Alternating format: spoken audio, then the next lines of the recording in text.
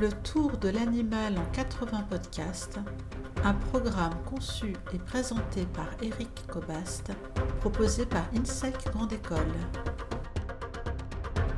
Saison 3, le comportement de l'animal.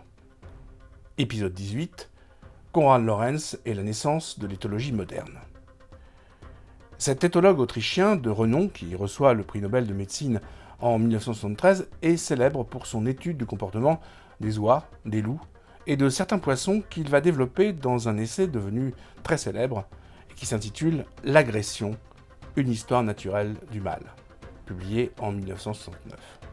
Alors, dans ce livre, Konrad va observer le comportement des animaux, et notamment le comportement agressif de certaines espèces dans certaines situations, pour montrer que finalement l'agression n'a en elle-même rien de véritablement pathologique ou de mauvais. Elle relève de l'instinct qui, comme beaucoup d'autres, aide à la survie des espèces.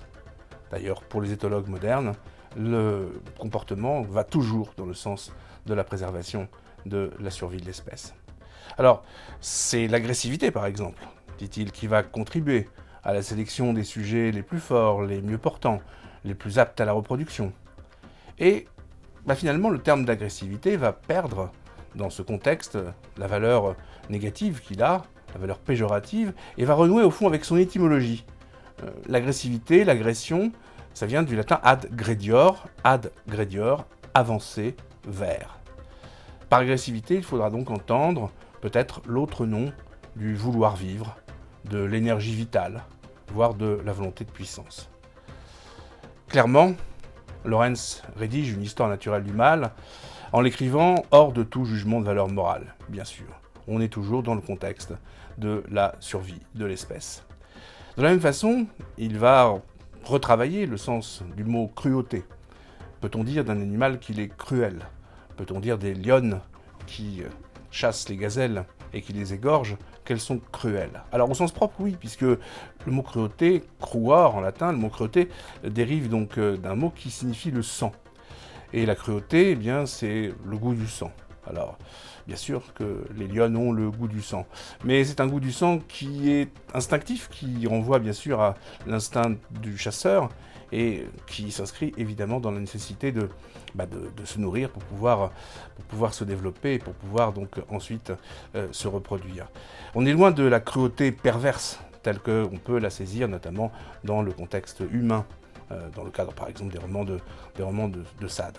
Mais évidemment, cette étude des comportements ne va pas s'arrêter à l'instinct. Elle va articuler également l'interaction de l'inné et de l'acquis.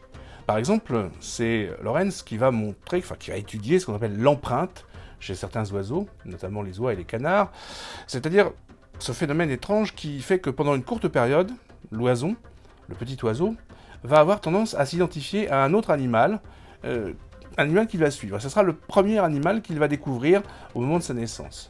Alors ce qui est inné, c'est de suivre un autre animal. L'acquis, en revanche, c'est la nature de cet animal.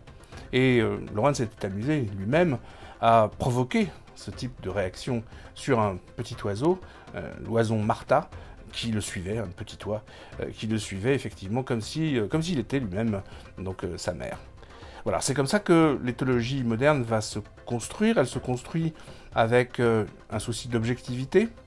On parle d'ailleurs d'éthologie objective, c'est-à-dire que ce qui fait sa rigueur, c'est que justement, le savant, le scientifique, observe les phénomènes tels qu'ils lui apparaissent, sans chercher à interroger l'intériorité de l'animal. C'est-à-dire qu'à aucun moment, la notion subjective de l'animal n'intervient.